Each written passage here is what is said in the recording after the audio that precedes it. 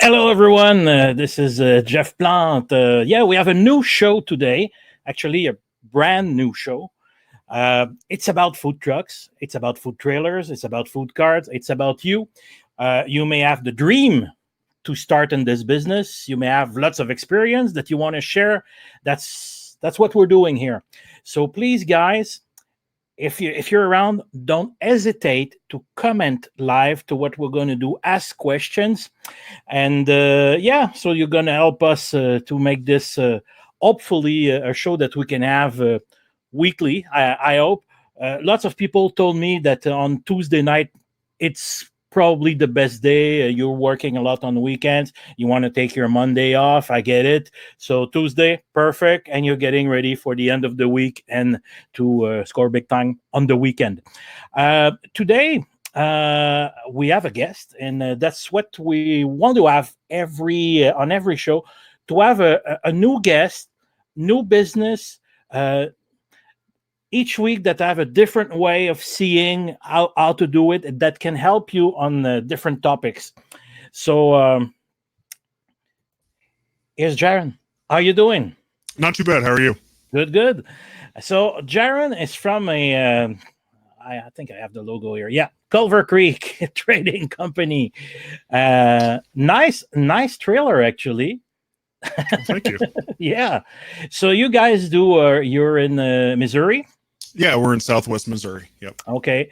But you do a special kind of barbecue that I'm Canadian, so I'm not aware. Okay. I know Louisiana barbecue, Texas barbecue, St. Louis, but you do different kind of barbecue. Yeah, we call it Oklahoma style barbecue. Most What is people it? ask us what that is because Yeah.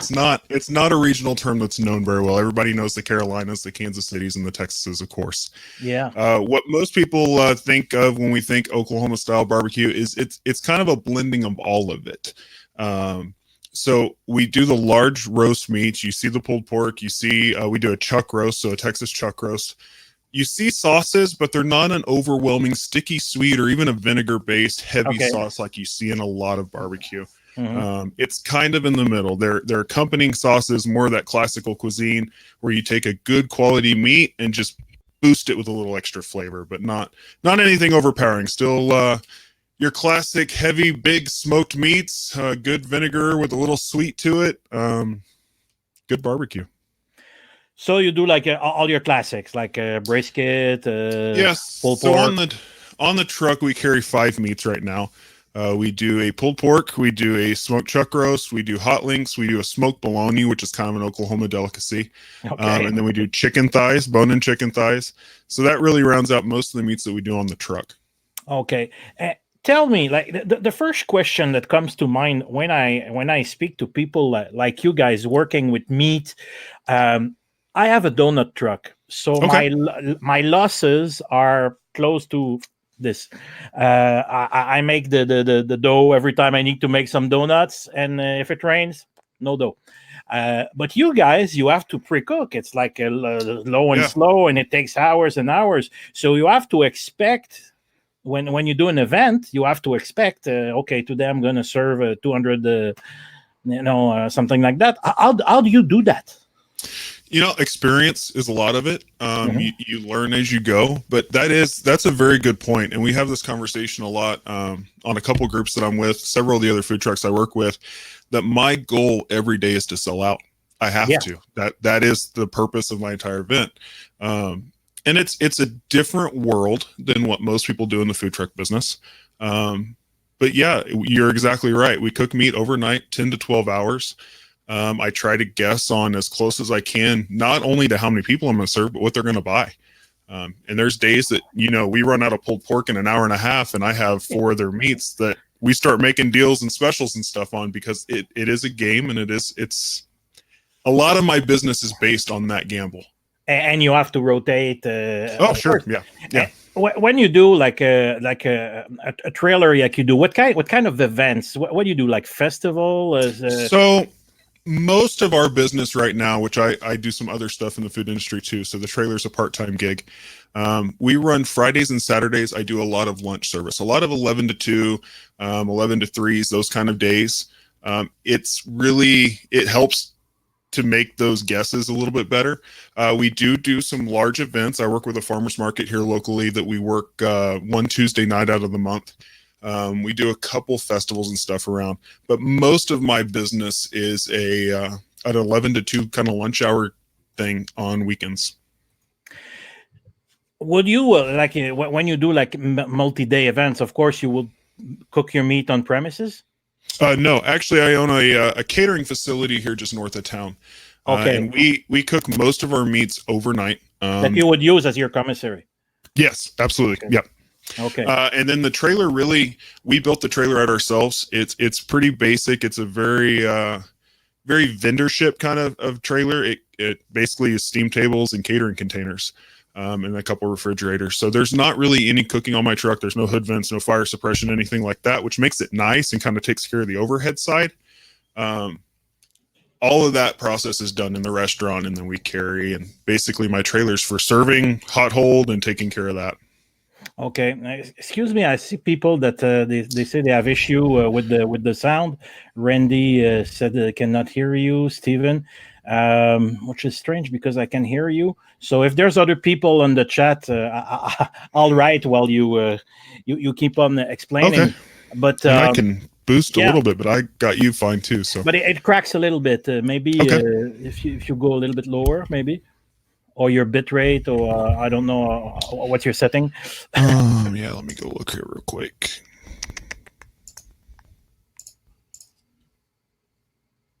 Does that make it any better there? We'll see. We'll see. All right. Okay. Okay.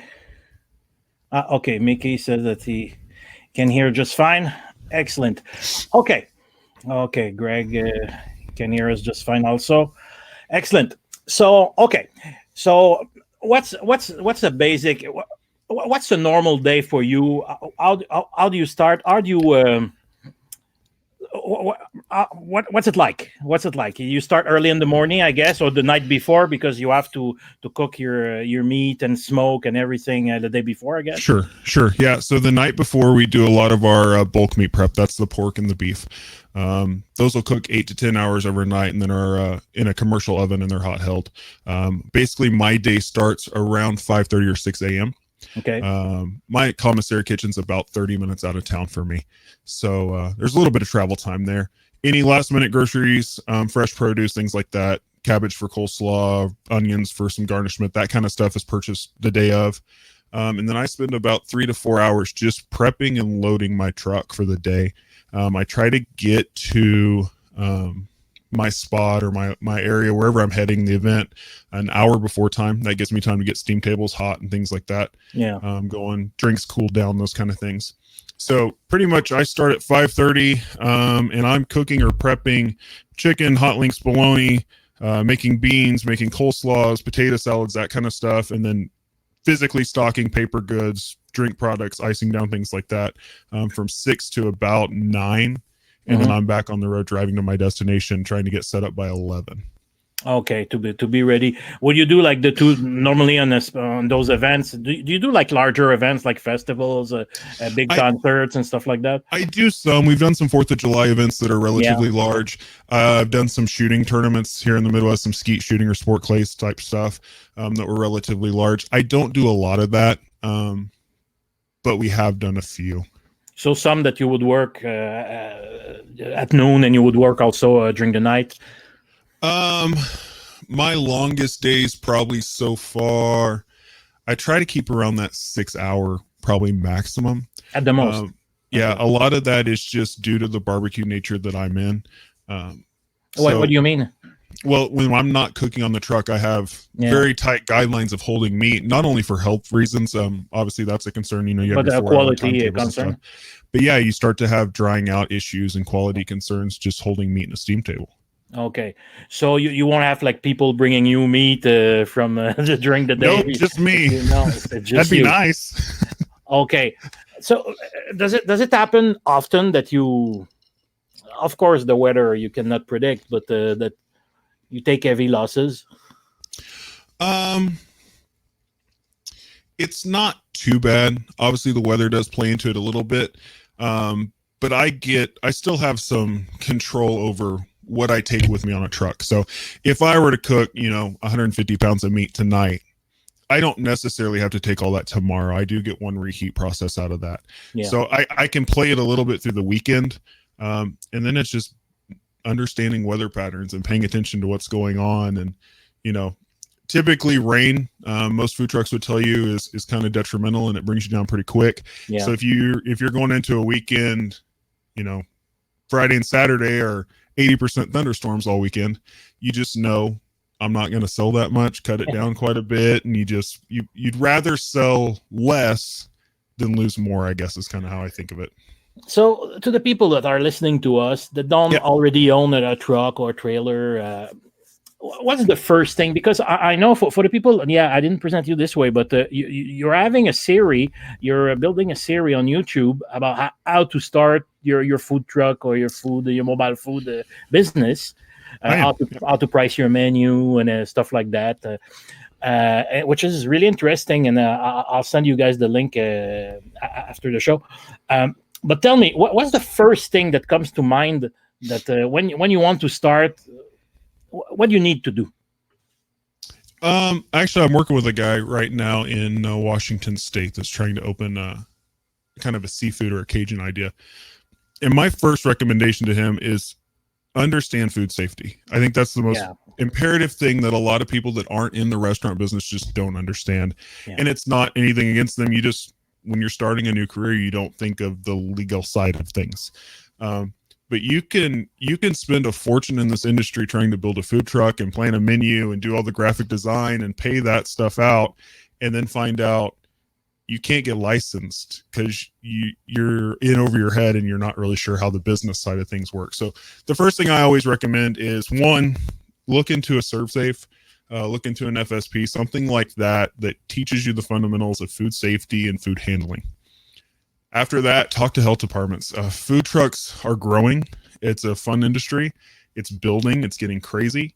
But that being said, there's still a lot of cities and municipalities out there that either don't allow them, don't know how to regulate them, don't understand them. There's a lot of that. And if you're really into doing the food truck side and want to do the mobile food, you may have to fight some battles with legislation and those kind of things. So getting that done early makes it a lot easier to take care of the business when you get there. Yeah. I know when we started, and I've been in the food industry, this will be my 16th year, I believe. Lots of chain restaurants, lots of management opportunities, lots of chef stuff, lots of front of house stuff, associates in restaurant management, a good fundamental education. It was still, we went to the health department and we said, this is what I want to do. How do we do it? What do I need from you? What do you need from me? We gotta work together to make this happen. And I don't think a lot of people, I mean, and don't get me wrong, there's a lot of people in this industry that start the food truck because they haven't been in a restaurant. And it seems like an easier path, but I'm not sure it always is. No. I think it actually can be quite more difficult. Yes. So I think that's the first thing, is to get the ground information of, the safety side, the handling side, the legislation side, and then go into the food process. How do you pick your events? Where you go? You always go like year after year the same events to be where you can build your clientele, your name? I wish I could answer that question for you, but I've only been in business for 10 months now. Okay. So we basically try to keep as consistent as we can in our lunch service. So I'm typically in Friday and Saturday the same place that I can be the same hours as much as possible. In that area, we start to get people who call us and say, hey, we want you at this event. Can you do it? We want you at this brewery. We want you to do this idea. What do you think about this fundraiser, etc.? And then it just really becomes part of guessing game. Yeah. And part of gamble and we explain this to a lot of our clients that want us to come to their events and do things. It has to be better than what I'm already doing for my regular guest. So if I'm serving $500 on average, and I'm just picking that number on a Friday afternoon for lunch, and you come to me and say, hey, Friday, we want you to come serve lunch at our manufacturing facility, I need some sort of a guarantee or know that we can do $500. Or at least build something there that makes it worth telling my regulars that come and see me every week, Yeah. I'm not going to be there Friday because I got something else going on. So there's a little bit of that game into it. So you have more of a food truck mentality than a food trailer that do only festivals and events. So you'd go to places like offices.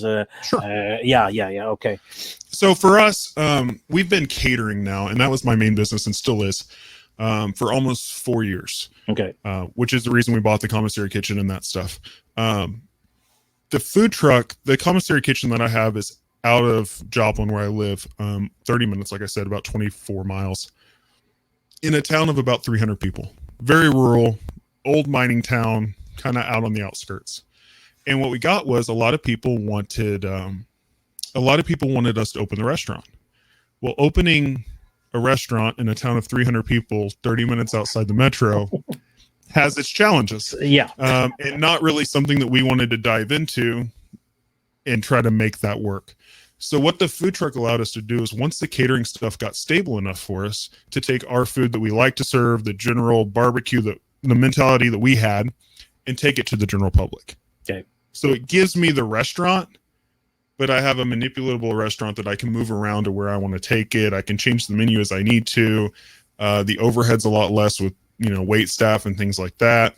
It really became, we cater, but if you don't have 150 people, come see me on Friday for lunch. Yeah, I get it. Okay, so it's like how do you say that in English? A complement of, yeah. Sure. Yeah. Okay. So it was good for you actually to have the catering business. So it was less of a risk. Absolutely. To start the food truck. Yeah. The food trailer. Yeah. And it's still probably 2/3 of my yearly sales is catering. Yeah. Matter of fact, we're getting ready to go into a football season here, American football, where we I cater a lot, doing post-game meals and taking care of a local university and that kind of stuff. So the food truck actually becomes second hand to the catering business at this time of the year, which is really kind of a neat play that I never thought when we started, that the catering season throughout the winter, with holiday parties and that kind of stuff, your weddings in the spring, I do a lot of fall football stuff. The summer was really the time that I wasn't catering. Not a lot of office parties and things are going on in the summertime. You don't see as much. So you can turn things around and work in the summer a lot. The food truck is amazing in the summer and covers that kind of the expenses. Whereas in December, a Friday food truck lunch when it's 20 degrees outside and snowing, that business drops off quite a bit. So it actually plays back and forth with it. So I get it, because with my here, I'm near Montreal, Canada, and with my wife, like we own a bistro in a sports center, like in close to Montreal. Okay. But actually, it's true, in the summer, clientele goes down. So we were looking for a way to make some business during the summer, and good business while it was going slow in the at the bistro. And actually, it's the same thing than you. Actually, I think it's a good idea. And I don't know if there's any other people that are listening to us that have the same the same setup and share the same mentality about the business. Maybe it's a good thing to have both catering or bistro or a small restaurant, and in the summer do this kind of business. I think it is, and it's really been beneficial for us. Sense. And we've actually gotten to the point now, like I said, we're just in our first year of being open with the food truck. We opened last November, and we did okay through the wintertime doing some commercial stuff, manufacturing stuff, industrial plants, those kind of things. But we've actually started to think, what happens to the food truck now that I don't have to have it open? Does it stay open through the winter? Or do we cut that loss and kind of do a grand opening in the spring again and just focus on catering for the next 3 months, so that we're already in those kind of discussions and what we want to do moving forward through the next couple months. Yeah, because you guys have Canadian winters, and it's not quite that bad, but every now and then it gets there. Yeah. So we definitely have had our share. Well, I used to tell people I moved to Kansas City when I went to school, and they got snow all the time, and everybody just went fiasco because there was snow everywhere. And I was like, well, Southwest Missouri, we get ice, and that's a whole lot worse. So I don't know how bad the Canadian winters are. I know they're very cold. You don't want to know. But when we get ice, it pretty much shuts us down too. So but then so in the winter, it's you just close it. You hibernate. We might. I'm not sure yet. We're still deciding. Because then, the football season goes to January and February. So yeah. That's kind of what's fun about the food truck business is you get you are running a restaurant concept, and there are things that are difficult. There's the guessing game of how much I'm going to sell. There's, what happens when you get a flat tire on the way to an event. There's all those kind of issues. But still, how many people can look at, an $850,000 brick and mortar and say, you know what, I'm going to close for 3 months. Yeah. I mean, you don't get those kind of options like you can in a food truck where your overhead's so much lower. You think so? Yeah. I think so. Yeah. So what's people ask me all the time, how much should I invest? Of course, it's different if you have a donut truck, if you do a shave ice, but if you're working like what you do with meat, barbecue and stuff like that, what people can expect to invest to start a business and to say, okay, I'm ready now? Man, I don't know how you figure that number. I didn't really think about that before we started. Yeah. We've been very fortunate. When I started the catering company, we did it for family and friends to start with, like anybody would. And we always split the money. It's my father and I that are in business, and we would split the money 3 ways. Third for me, third for him, a third went back into the company to buy tools, supplies, whatever we needed, and have a little bit of cash. When we bought the building, because we were starting to cater stuff enough that we needed to do this full time or walk away, we purchased a building. And that was really the first time that we took on any kind of financial obligation at all, which was a scary moment. So I think since then we've built this thing from the ground up. Even the trailer was saved up until we could afford to invest in the trailer. I built out all the inside of it myself. We kind of saved a lot of money there. We still don't have a lot invested in it. Now, granted, building a trailer that carries 2 steam tables and a refrigerator was pretty easy. Yeah. Building because out most of the big equipment is at your restaurant. Yeah. Building out a trailer that you want to cook in with a $7,000 hood system and $13,000 grill and an oven and everything else. Plus the insurance that go with it. Yeah. All that kind of stuff. Obviously takes a little bit bigger chunk, depending on whether you're renting a commissary or you need to buy that, if that's even available in the area that you're in. All those kind of things come in play. I think it really just depends on the individual business setup. And I don't find it any different in the restaurant business. I mean, you can watch every chain restaurant put up $2.6 million restaurants, but you could build one probably for $40,000, $50,000 and you could survive. So and a lot of people on the social networks, and I've seen that a lot before going into brick and mortar. I'd rather start with a food truck or food trailer. Yeah, just to test the waters, to see if you have the if it's for you. Sure. Yeah, and I would 100% recommend, and this isn't to deter anyone, but if you've never worked in the food industry. You probably should before you decide that you want to own something in the food industry. It is completely different than anything else. I've been in this business since I was 15, and I really started because somebody told me not to, and I kind of took it as a challenge. But it takes a certain kind of crazy. It's a chaos business. It's a stressful business. If you're good at it and have that personality, you can be really good at it. But it's a different animal. And just what's the main quality from an individual to be in this business, you think? One of the things that I really have thought has helped me a lot is this is one of those industries where every day is a new day. So to me, you have bad days at work, and everybody does. In the restaurant business, those bad days can be bad and good and bad and good and bad and good all day long. And the ability to shake things off and just start over again. If you have a bad day, to come in the next day with a positive attitude again. Things are going to go wrong in restaurants, and probably more than they do in most areas. It's unlikely that if you work in retail, you're going to light t-shirts on fire and fire extinguishers are going to go off and water mains are going to break and drains are going to back up, and those kind of things happen every day. Yeah, poo-poo happens all the time. Yeah. I work in a steakhouse as well, as if I don't have enough to do. And there's days that you run out of a certain kind of steak, which it's hard to run a steakhouse without steaks, but those things happen. So the more resilient, I guess, you are is a good quality. And I think that's really helped me a lot. Do you need a special something with the client in order, because you're working with stock? So I come to your place, I'm expecting, I guess, ribs, I'm expecting brisket, and you don't have anymore. So you have to negotiate with the client and say, okay, try my try the I chicken. think so. Yeah. Yeah.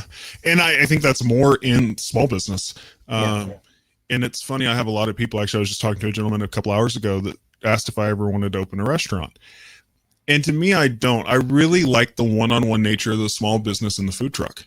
I have the ability as the owner, the chef, the server, the counter staff, all of it, to be able to go out of my way to make people happy. So when you have those mistakes or you have those issues that happen, I feel like my tool bag or my arsenal is a lot bigger to be able to overcome those things, where I do at my day job working in a steakhouse, where I have to follow the corporate mindset and do those things. Mm-hmm. There's often times where we'll run out of, I'll be selling out at the end of the day, maybe have 20 minutes left or something, and somebody comes up and all I have is pork sandwiches. Yeah. I'm out of all the other 4 meats. Well, I really wanted beef nachos. Okay, I'll sell you a pork sandwich for half off. How about that? Tell you what, I'll throw in 2 and you can take one home for later. Yeah. You don't get those kind of leniencies when you work in a full service restaurant for someone else. And people they like the one that are not already in the business, they probably don't know that, but people are expecting that from you. Like they're okay with that. Yeah, they're okay. It's a food truck. They expect you to not have the full menu all the time. Sure. Yeah. So I saw one of your video, and you were talking about how you price your food, and actually it surprised me because you price it the same way than in a restaurant. So 1/3, 1/3, 1/3. Yeah. Yes. So 1/3 for the food cost, and 2/3 for the all the expenses, and to give you a small pretty textbook, at least up until the time I graduated, and still for the most part. A lot of chain restaurants do some different things with inventories and how they cost things, and but for the most part, in a small restaurant, 30% of your cost is going directly to food. It gets a little different depending on menu. Some of mine are a little bit higher just because of beef prices and limited menu items and being in a high cost environment like barbecue is. Seafood restaurants, you typically see a little bit higher. They may be 40 or 50. Steakhouses are the kind, I mean, if you're selling nothing but fillets, obviously there's a little bit higher cost there. Yeah. But for the most part, the ballpark is 30%.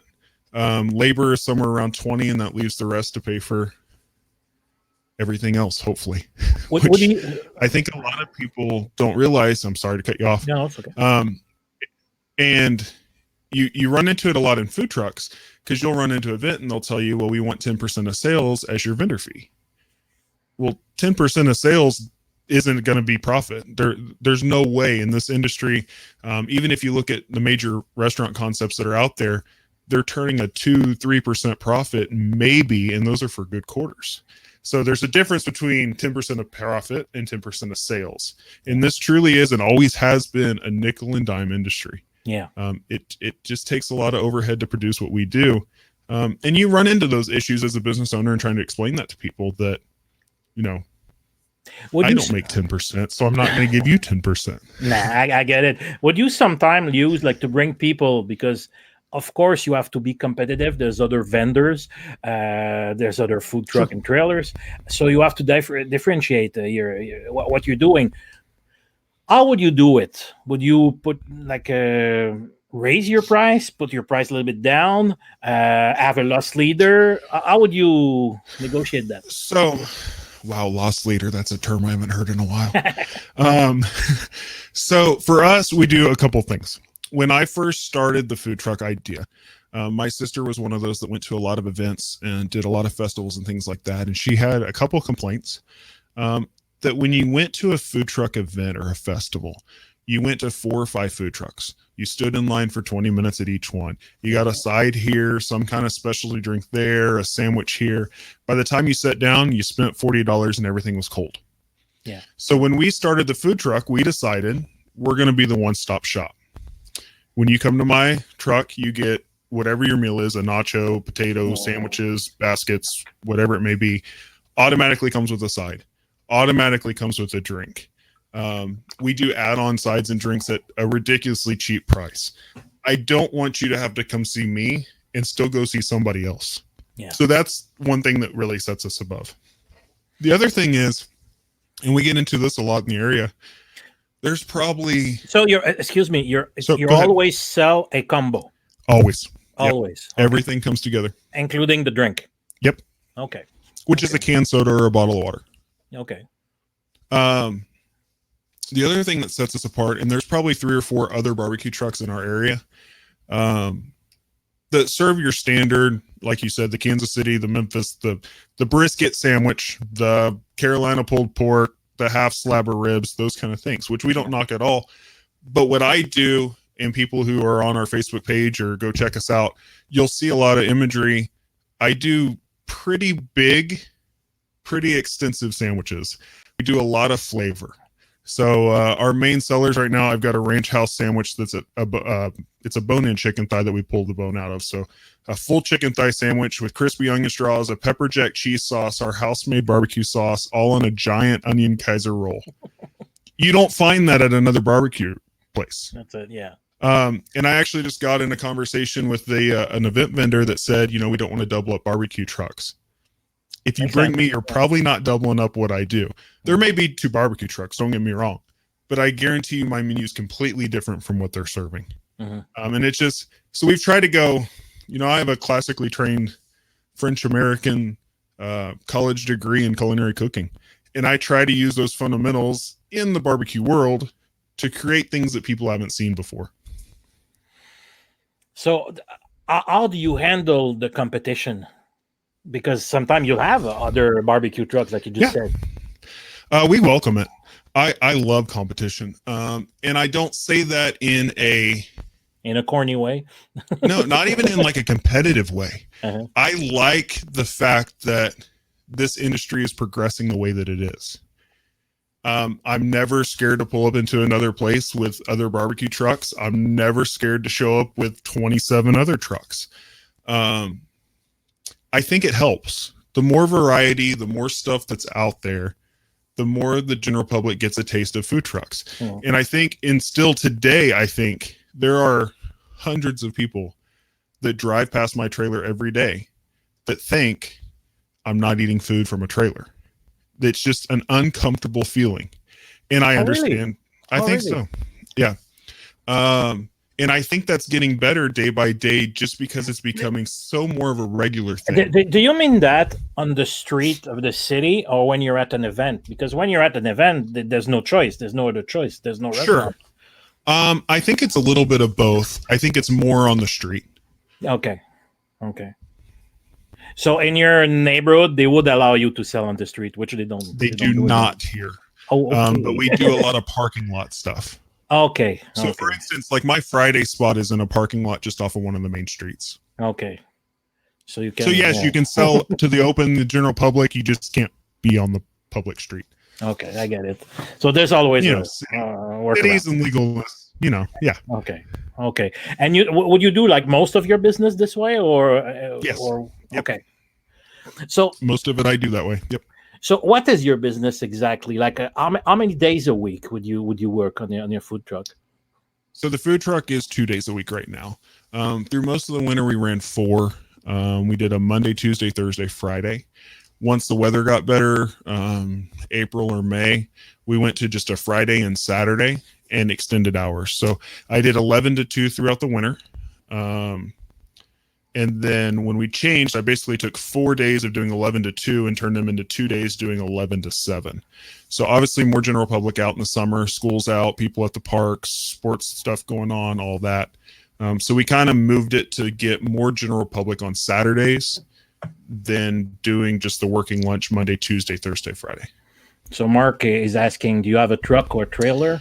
I'm gonna. We do a trailer. Yeah, I'm gonna show the trailer. Hey, voilà. That is her. Mm-hmm. It's a beauty. It's like what, 15 feet? No, more than that. The trailer is 18 feet. 18, eh? Okay, so it's more than enough because you're not cooking there. You just have half of it is taken up by the 3-compartment sink that is necessary. Of course. Yeah. So all those Okay. kind of things playing. Yeah. Okay, so it's mainly fridge, prep tables, and stuff like that. There's a deep freezer that runs as a really low refrigerator. There's a prep table that's got about 6 compartments in the top of it, which has cold sides, potato salads, coleslaws, and then all my garnishments, pickles, jalapenos, those kind of things. I normally run 2 to 3 steam tables, which contain beans and then all the meats. Yeah.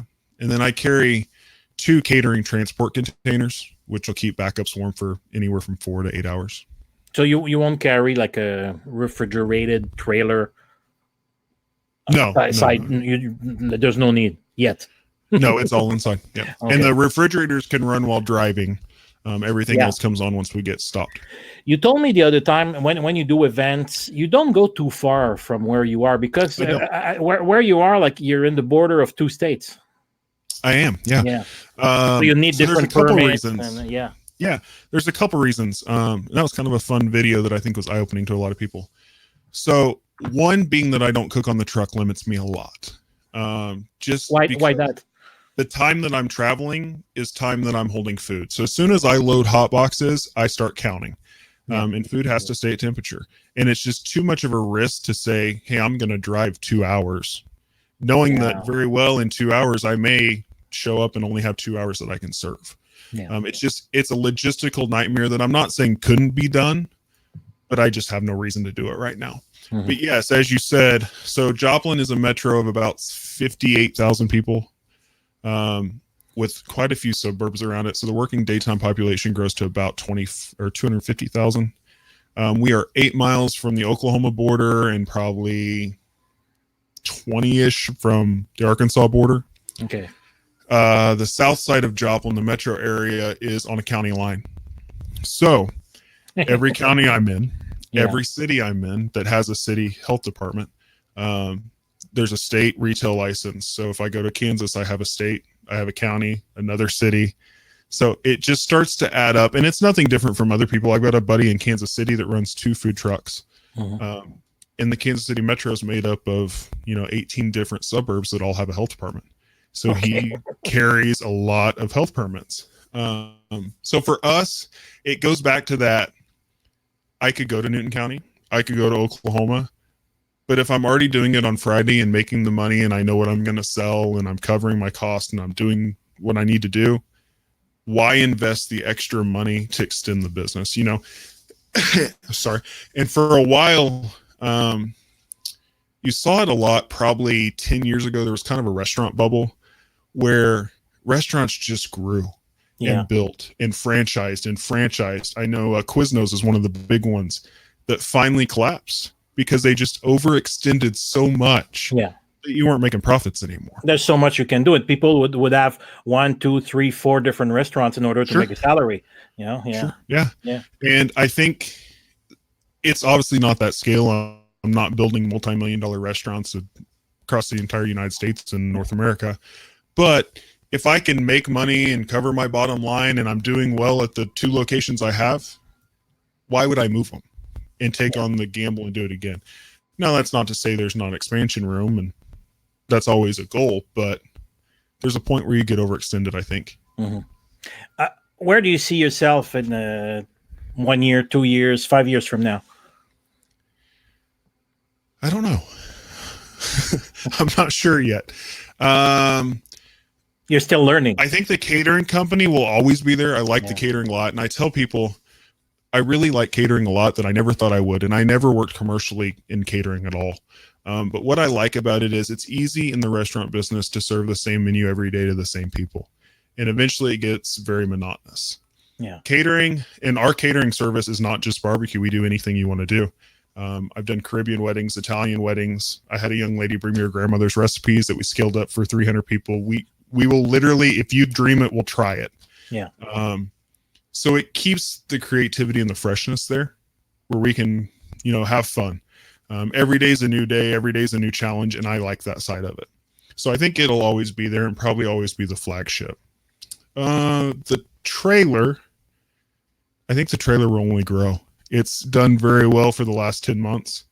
We continue to change things and tweak things, but it continues to build and continues to surprise me every day. we'll walk into an event that I think there's no way we're going to sell anything here. And, I'll have people, my regulars from Fridays, be driving 20 miles to come buy barbecue. So I think it will always grow. I don't know if I'll expand to another trailer or not. I really like the small business aspect of doing it all. Now, don't get me wrong. There's days that I get tired, but that control factor of knowing, I know what's on the truck. I know it's all loaded. I know what's been cooked. I know what I have to sell. I know what I need to make. I like that. And I think there's a point where you start, if you're going to buy another trailer, somebody's got to run that trailer.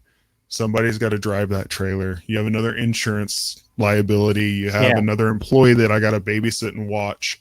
I think all those things start to add in. So I don't know if we'll ever do another trailer or not. We've got some other concepts and some other things that are working, being thought about. In Montreal, we have lots of restaurants closing because they lack employees. It's really tough to find good employees. I guess, is it the same thing at your place, I guess? Yeah, absolutely. Yeah. And right now I don't have any because we don't need them. I pretty much run the truck by myself most of our days. Okay. If we're doing a large event, if we're doing a 4th of July or we do a farmer's market once a month, if it's something like that where I know there's going to be a good rush, my father will help me or a friend will help. But for the most part, I have no full-time. You keep it with your people. Yeah. Yeah. Why a trailer? Why not a truck? Why not a truck? Here's my reason. Because we thought about it. Yeah. And I actually saw it come to fruition with my buddy in Kansas City. So anything can drive a trailer. So if your truck dies, if anything goes wrong, you have a business for the day. Yeah. At least the day, until you can get something fixed. If something happens to my truck, I can find another truck. That's pretty easy. Yeah. And that was the main thing. The second thing is with my system being so transport, hot hold kind of deal, I don't need a lot. So we bought a cargo trailer. It took me about a month to retrofit it with plumbing and electrical, and it's there. So I don't need a $45,000 stainless steel equipped van truck yeah, that I can get done with a cargo trailer that didn't cost me much of an investment. Gives me the chance to kind of learn the ropes and figure that kind of stuff out without, like I said, the huge investments. So yeah, Mark was asking, did you buy the trailer setup? Yeah, so we ordered a trailer. Yeah. Because it kind of had an interesting thing. So most cargo trailers, at least in the United States, are sold with the door. The cargo door is on the passenger side. Yeah. Which is okay.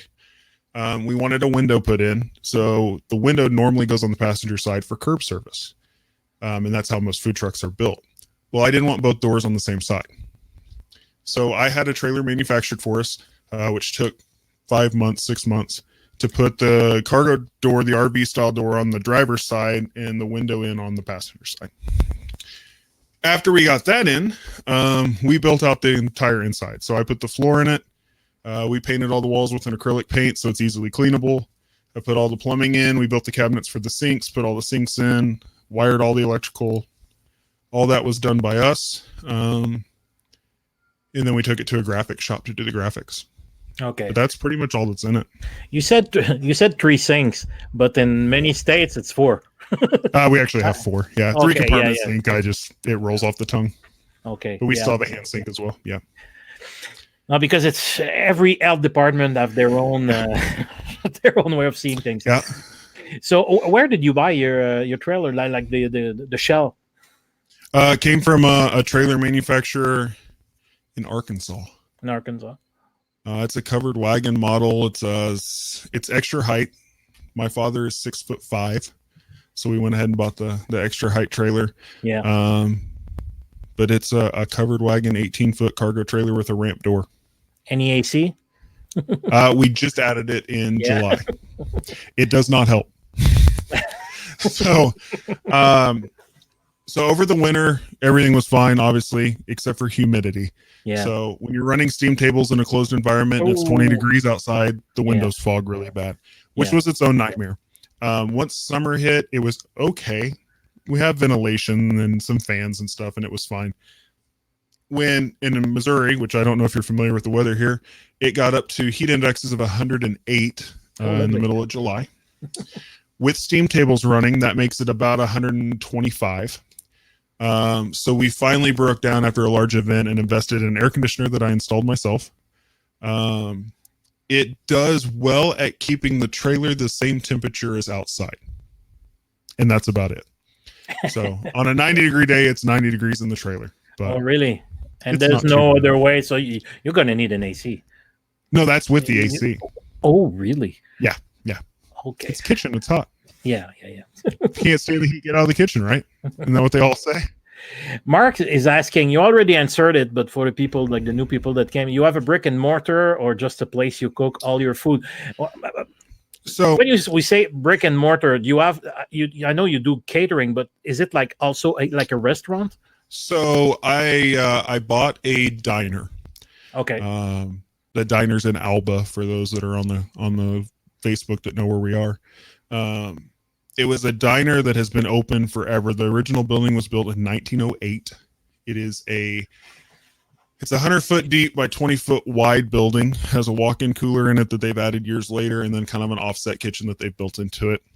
When we bought it, it had old-style fiberglass rotating booths, checkerboard tablecloths, the good diner stuff.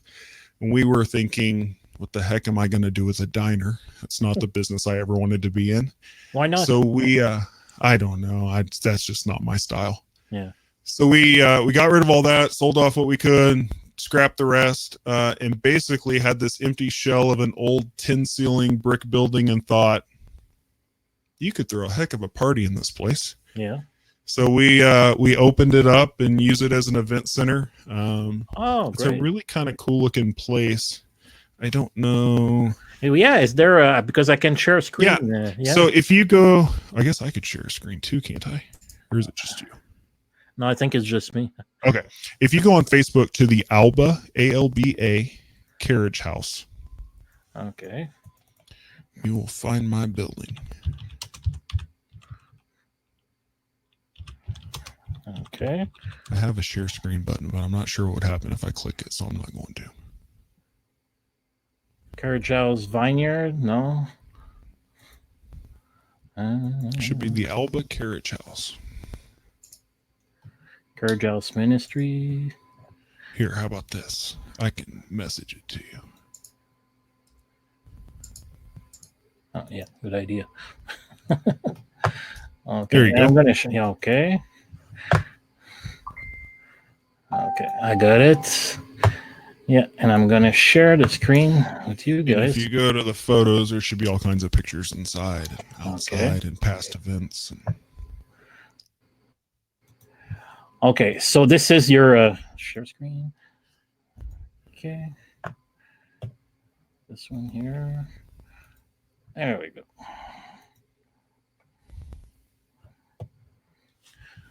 Et voilà. Looks lovely. Yeah. Yeah. Let's see the photos.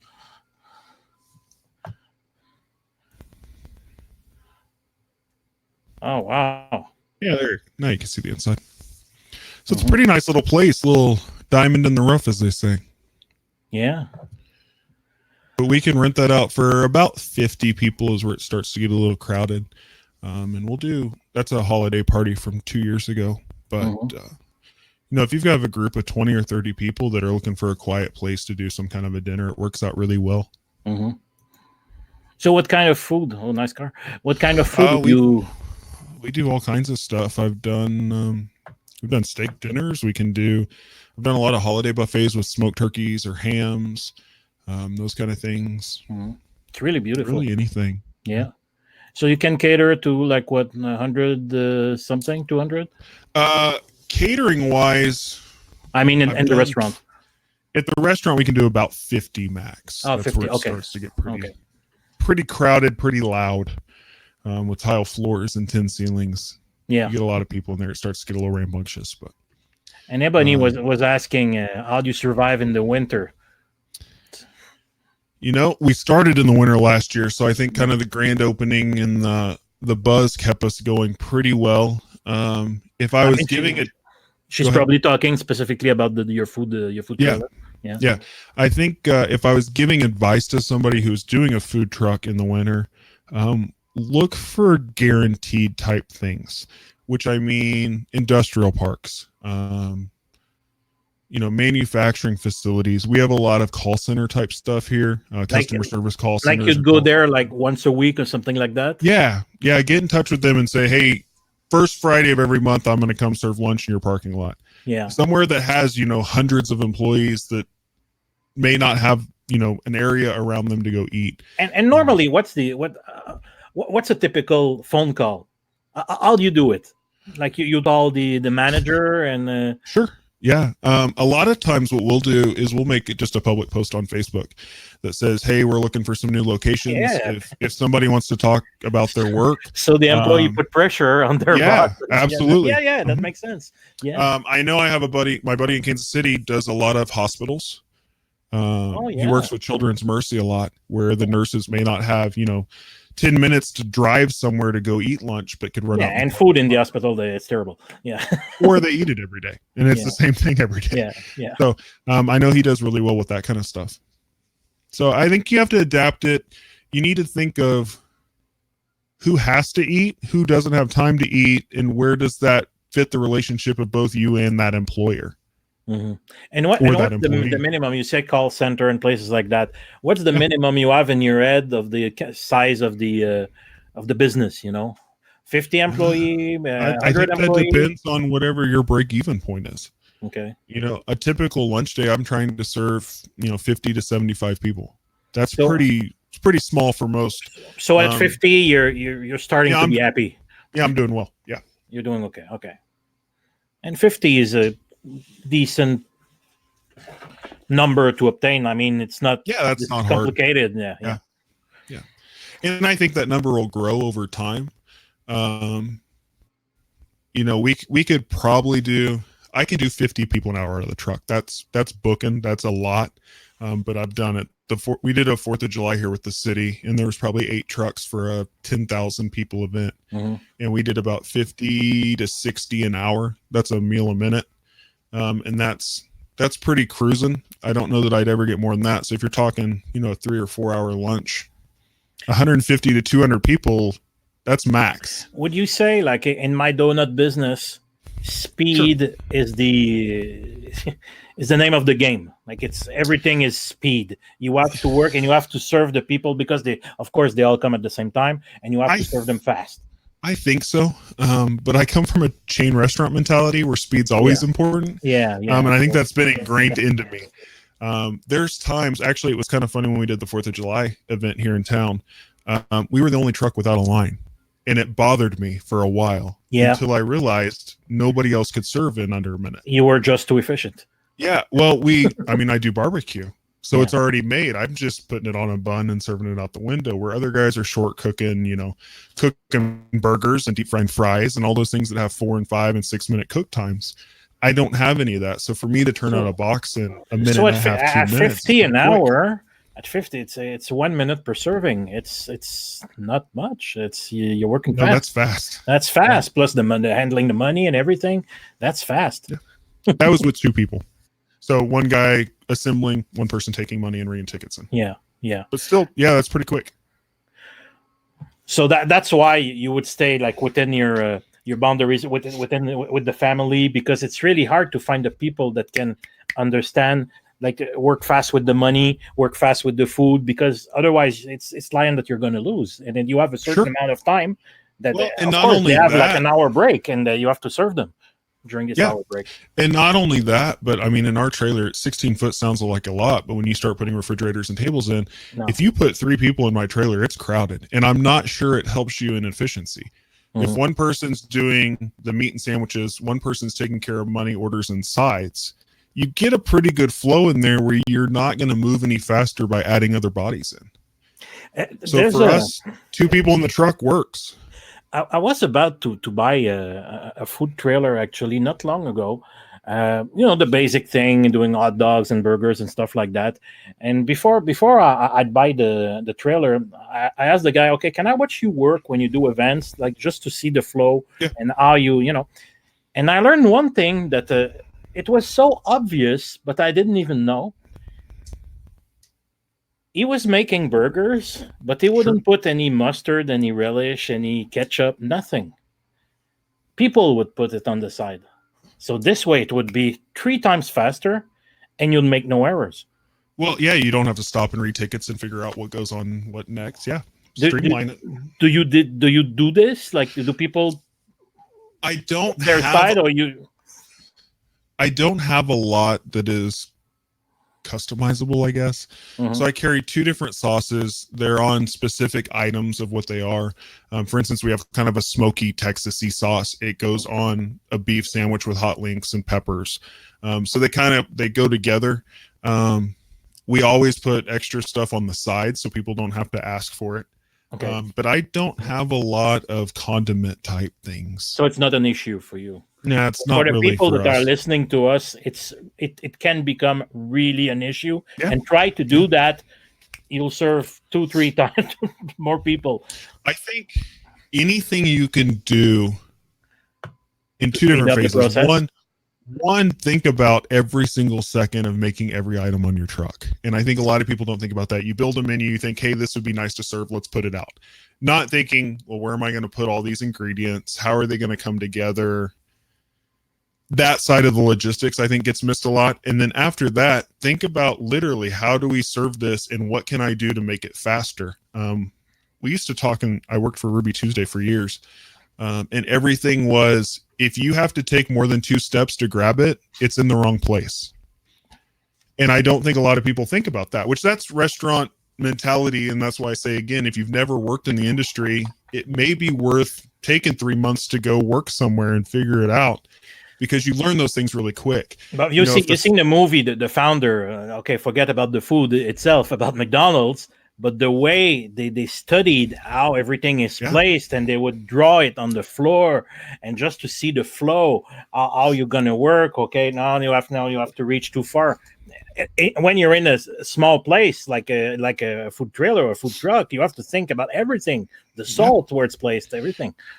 It was funny, when I was in culinary school, I took a lot of lash out because I worked for Ruby Tuesday, and I worked for Ruby Tuesday for almost 8 years.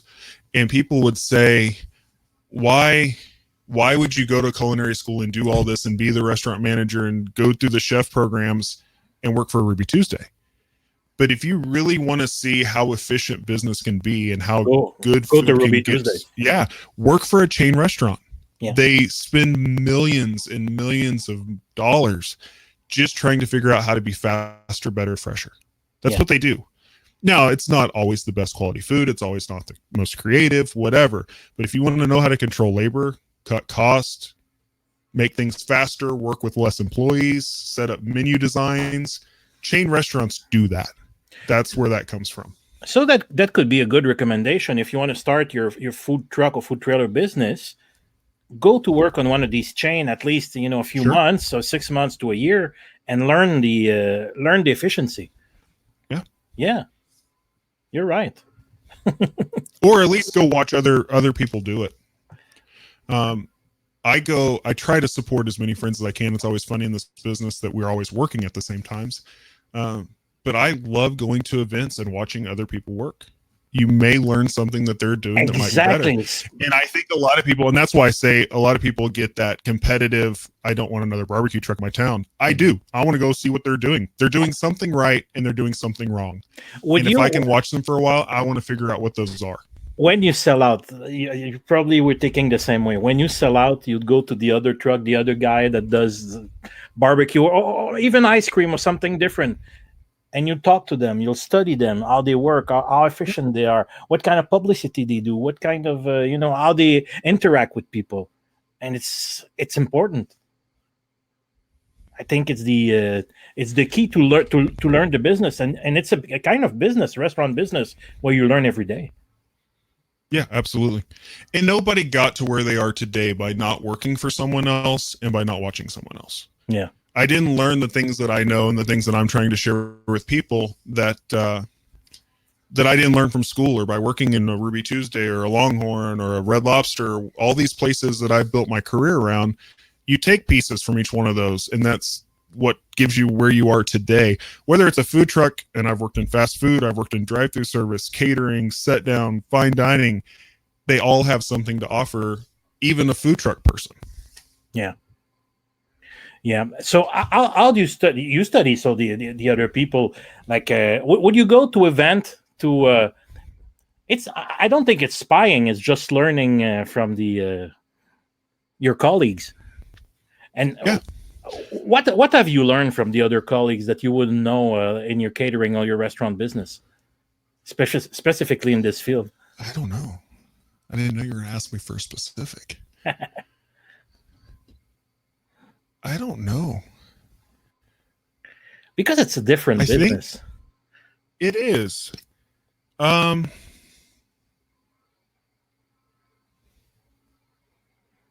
I don't know if I could come up with anything specific. That's a hard question. Think about it.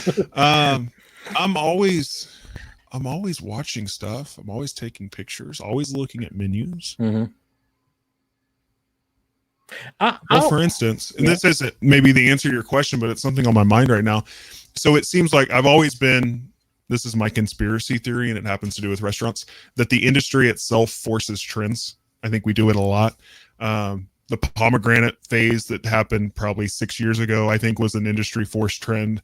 You see them every now and then. Yeah. And I think the one right now is macaroni and cheese. Absolutely. Avocado. Suddenly this week, mac and cheese. Avocado was one of them. Probably before the pomegranate. That was a ways back, but yeah. Longhorn just released a promo menu that's got 3 promotions basically of mac and cheese. KFC just came out with theirs, I think, Monday. Chick-fil-A is pushing theirs all of a sudden. So I think there's a lot of this mac and cheese that's being forced into the industry. Yeah. So I'm looking at all these.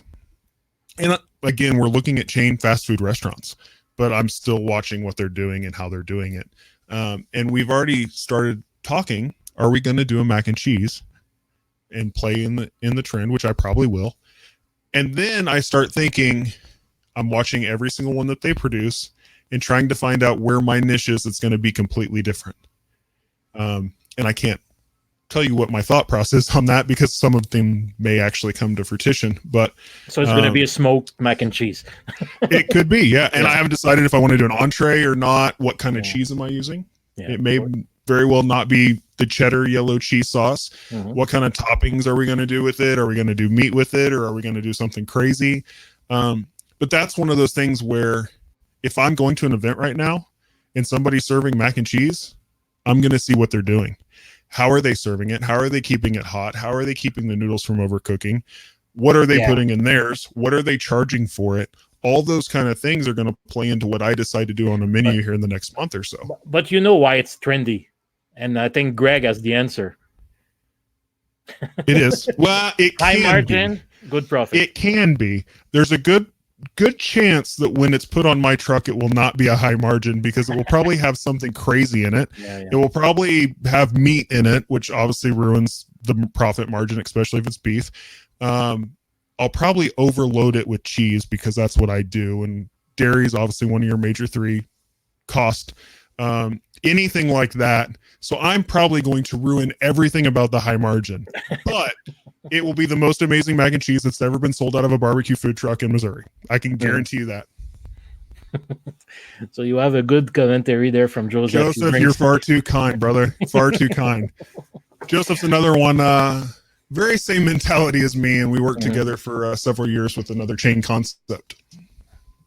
So you're really into, of course you have to make a profit, but you really thrive on quality. You want to serve to differentiate what you're doing from the other ones. You have to serve quality. I've spent to have your touch. Spent many years selling other people's food. Yeah. Once you decide to open that business for yourself, once you decide to build the building, buy the trailer, start the food truck, whatever it is, it's now you. And a lot of these people that are on the chat tonight, a lot of the people who follow us are personal friends, family friends. And it goes back to that Southern mentality. You're cooking for the people you love, so put your pride and joy into it. Yeah. And I'm the kind of guy that if you come to my truck and you don't like what I served you, we're gonna fix it. We're gonna find something you like. We're gonna stop the problem. How do you handle those clients? I don't deal with a lot of them. And I think, and I don't say that like I send them away. I say we just don't have those. And I think a lot of it is because we take pride and we do the quality. I've always been, and this is one of my things from when I managed restaurants, I'm a proactive person, not a reactive person. Yeah. If I put the time and the pride in the food and we build it the way it's supposed to be built and we sell it the way it's supposed to be sold, we shouldn't have to fix those issues. If you shortcut, sometimes it happens. Yeah. And like I said, when things go wrong, you fix it, whatever you can do. If it's replacing the meal, if it's returning the money, leaving the meal, whatever the situation's right. You can't afford to lose guests in this environment of restaurants that we're in. No. Whether you're the small guy, whether you're the big guy, it doesn't matter. It's a battle for every client. It is. And you're in a nickel and dime business, as we've said before. So you need a returning guest. Because on the one hand, you're nickel and dime, but on the other hand, if the client is not happy, it's a free meal. You understand how you have to deal with it, because it's a full swing, not just losing the nickel. You're losing a lot more than that. Mm-hmm. And again, like I said, especially in the truck, when you come to my truck, you're going to see me. You're going to buy food from me. It's me. It's not, you walk into a restaurant every day and you're buying food from a server who's just trying to make some money, from a cook who just needed some hours, or a health insurance plan, or whatever it may be. Yeah. When you come to my truck, you're buying my product from me. Mm-hmm. So I think that there's a vulnerability there that has to be acknowledged for a small business owner. Vulnerability, but it's also your force. Yeah, it's your strength. I have Greg here who's asking something. As a French OBR. Guy, what's OBR? What's an OBR? I will plug OBR a bit if you don't mind. So most people know Joplin around the world from our tornado in 2011. Mm-hmm. With major disaster, one of the largest tornadoes that has ever happened in the continental United States, if not history. We used to compete a lot in barbecue when I was growing up. And after that happened, a couple phone calls were made with some guys in Kansas City that wanted to do something and didn't really know what we were going to do, but we wanted to do something. And what ended up happening was several barbecue cooks, competition cooks, all teamed up and just started cooking meat. Pulled pork shoulders, whatever we could find, chicken thighs, all kinds of stuff, and giving them out to first responders, people who had lost everything, people who had no meal, whatever. No questions asked. If you needed a hot meal, we had one. It actually ended up becoming a full 501c3 in all 50 states. I believe they may have been to Canada by now. But basically every time there's a natural disaster, a network of barbecue cooks throughout the entire United States rally together to serve meals to those in need. Wow. And that's what OBR is. It's Operation Barbecue Relief. Okay. If you have the means, feel free to donate. Basically every dollar that you donate provides a meal for someone. And yes, Greg, I've done OBR a couple events. I haven't deployed a lot lately because I'm busy trying to run a restaurant, catering facility, work full time, and do all the crazy things that I do. But I helped with Joplin here. We were part of the Moore deployment shortly after that. I've been to Greenfield, a lot of areas. But yep, I'm an OBR guy. Still wear the old bracelet. I have Mark here. I've been weighing my option, really leaning toward a trailer. I have a bakery.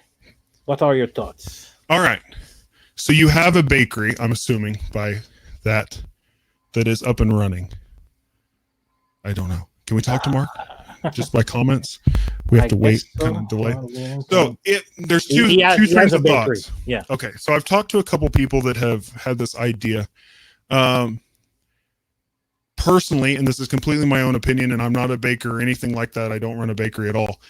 Personally, trying to bake in a food truck or trailer, I think, is the craziest idea I could possibly have. Mm. But if you have a bakery and you're just vending, like, you're going to get up at 4 a.m. and bake all these baked goods and then go sell them somewhere else, I think the trailer is your best option. if you're planning on baking in the transport device and you need ovens and that kind of stuff, I'd probably go truck.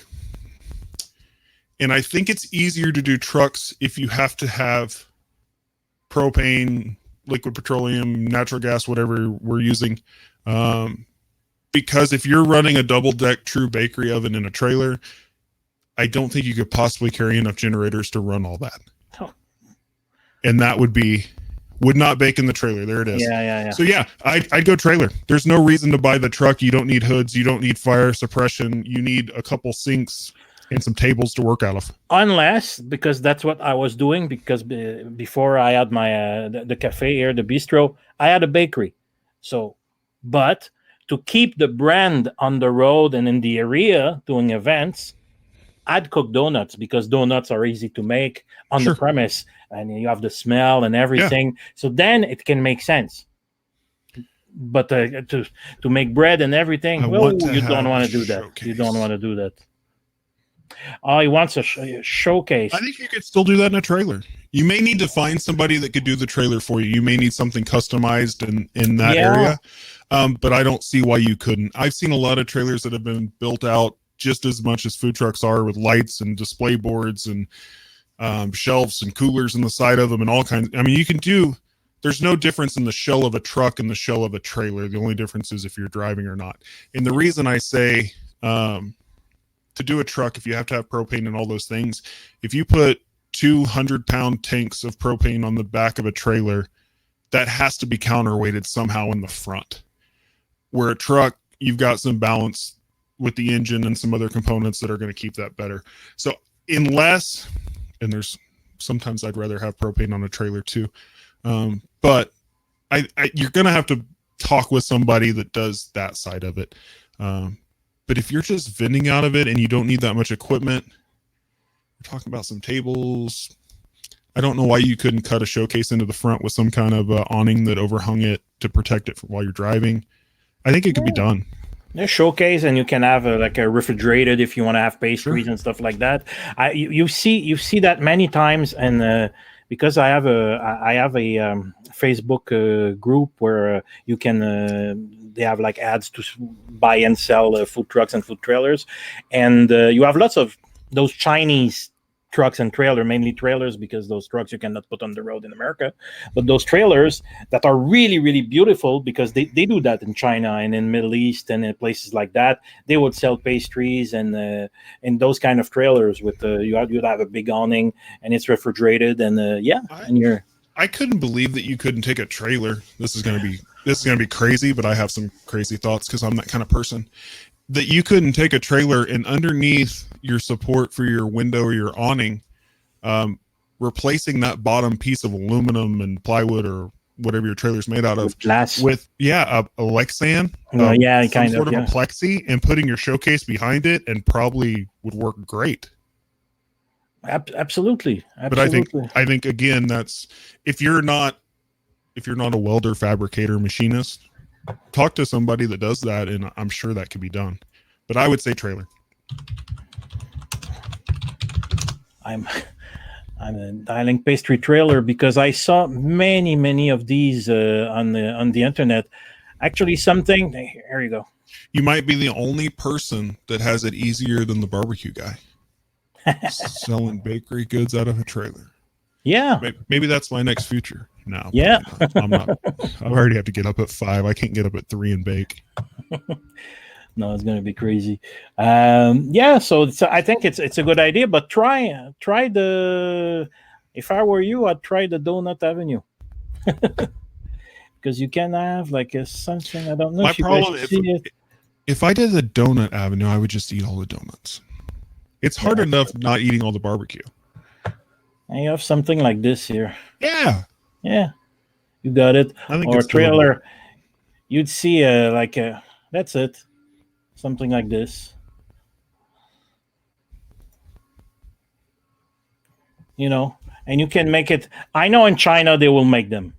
But then again, I'd rather have an American-made trailer to put on the road. But if it's you're looking for something, I wonder what it costs to ship a trailer from China. Actually, it's not too expensive, but not that. It's all relative to the price you're paying. But yeah, to have a trailer like yours, would cost you like 2,000-3,000 shipping. But then again, if you buy something with the equipment, then instead of buying something at 25 grand, you'll buy it at 10 plus the shipping in China. But it's okay. Do you want to deal with China? I know it's a big political issue now. Sure. Yeah. But yeah, then again, it's your choice, guys. But anyways, most of what we have here in North America comes from China. So yeah, we have to deal with it. So yeah, that's your other show, right? We're not going to get into that. Yeah, it's my political show. So you guys, if you have any other question before we close the show, to our friend Jarren. Hold on a second, I'm going to go to the chat now. Yeah, we're planning to have this show maybe once a week, and if you guys have any suggestion, just send me a message, and I'll listen to you. And Jarren, where can we find you in the next few weeks? Where are you going to be? So you have the football season. So football starts this Thursday for the local Division II college. What college are you're going to be? Missouri Southern State University. Okay. The Lions kick off Thursday. We do cater all their press box meals for the season. So that's 5 games. We also tailgate. So if your friends of ours stop by, we'll have a huge tailgate party. I do have 2 events at the food truck. Will be at Southern. That's on September 21st and October 5th, 3 hours before kickoff, as well as we do a lot of post-game meals for visiting teams and the Lions every now and then. Yes, Mark, I will send you a link on where I ordered mine. I'm not sure they're going to be able to do what you want to do, but I'll send it to you either way. Other than that, we try to stay Fridays at 15th and Main here in Joplin, where they're at least 11 to 2. Some days are later than that.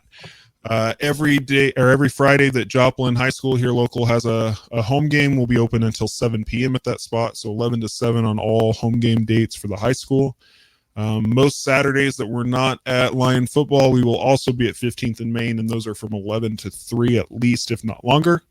You can always find us on Twitter, Instagram, and most of all, Facebook. Every day that we go out, every day we have an event that's posted on social media on all 3 of those. We have a Culver Creek trading company on Facebook. That's the easiest way to find us. The YouTube video that Jeff mentioned is in its infancy right now. It's very basic, sharing videos for a lot of food truck kind of ideas. So if you're in the food truck market or trying to learn or whatever, feel free to catch us over there. We try to post a video every Thursday on just a tip or trick or a thought about the food truck industry. It will grow. There's going to be some product reviews with different grills, smokers, thermometers, those kind of things. And then some cooking recipes. We're planning tailgate videos for all the home games with some recipes, a wing of the week, some entrees, some stuff like that will be on there. So we'll try to get that channel a little more to the general public as well as the food truck public. So lots of ways to find me, lots of ways to contact me. Social media is the king right now. So it's only getting bigger. Yeah. So, hey, Jarren, that was a first. Thank you very much. Absolutely. Really, thank you for having me. And anytime.